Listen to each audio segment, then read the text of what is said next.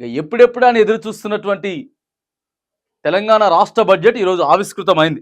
ముఖ్యమంత్రి గారు మరి ఆ బ్యాగ్‌ని మంచిగా ఇచ్చి పంపించిండు ఆర్థిక మంత్రి గారికి. బ్యాగ్‌నిచ్చి నవ్వుకుంటా ప్రవేశపెట్టండి అని చెప్పి, ఈ సంవత్సరానికి గాను తెలంగాణ రాష్ట్రంలో ఎవరికి ఎన్ని పైసలు ఇయ్యాలే, అభివృద్ధికి ఎంత పెట్టాలా, సంక్షేమానికి ఎంత పెట్టాలా, రైతులకు ఎంత పెట్టాలా, విద్యారంగానికి ఎంత పెట్టాలా, వైద్య రంగానికి ఎంత కేటాయించాలనేది మరొక రూపకల్పన చేసైతే, ఇక అధికారంలో ఉన్నటువంటి పార్టీ కాబట్టి మరి నీటిపారుదల శాఖలకు ఎంత పెట్టాలనేది మొత్తం కేటాయించిర్రు.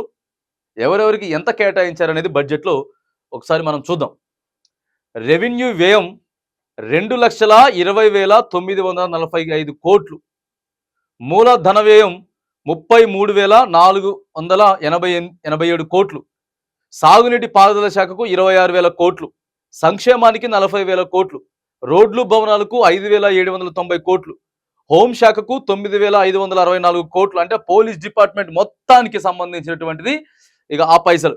గృహజ్యోతి పథకానికి 2,418 కోట్లు. వ్యవసాయం అనుబంధ రంగాలకు 72,659 కోట్లు.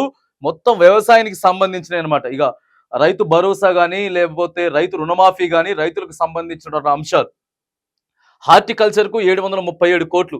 పశు సంవర్ధక శాఖకు 19,080 కోట్లు. మహాలక్ష్మి ఉచిత రవాణాకు 723 కోట్లు. ప్రజా పంపిణీ వ్యవస్థకు 3,836 కోట్లు. పంచాయతీరాజ్ శాఖకు 29,816 కోట్లు. మహిళా శక్తి క్యాంటీన్కు 50 కోట్లు. హైదరాబాద్ అభివృద్ధికి 10,000 కోట్లు పెట్టారు. హైదరాబాద్ సిటీని డెవలప్ చేసుకోవడానికి 10,000 కోట్లు. జిహెచ్ఎంసీకి ఒక 3,000 కోట్లు. హెచ్ఎండిఏకు 500 కోట్లు.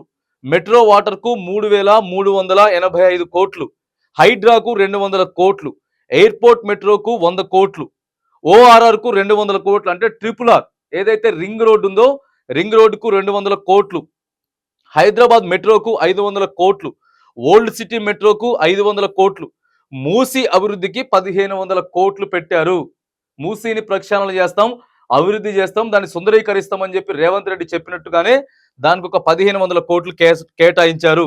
శ్రీ శిశు సంక్షేమ శాఖకు 2,736 కోట్లు. ఎస్సీ ఎస్టీ సంక్షేమానికి 17,000 కోట్లు. మైనారిటీ సంక్షేమానికి 3,000 కోట్లు. బీసీ సంక్షేమానికి 9,200 కోట్లు. వైద్య ఆరోగ్యానికి 11,468 కోట్లు. విద్యుత్కు 16,410 కోట్లు. దీంట్లోనే ఏదైతే ఉచిత విద్యుత్ ఇస్తా ఉన్నారో దానికి సంబంధించి కూడా అందులోనే ఉంటుంది. అడవులు పర్యావరణానికి 1,064 కోట్లు. ఐటీకి 777 కోట్లు. నీటి పారుదల శాఖకు 22,301 కోట్లు.